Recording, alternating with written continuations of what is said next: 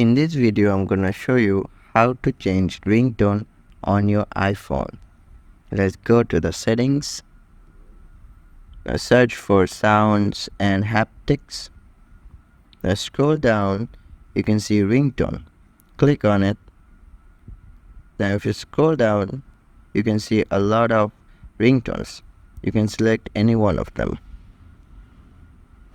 Now if you click on Tone Store, it will take you to App Store and you need to download iTunes Store. If you download the iTunes Store, you can choose lots of ringtones.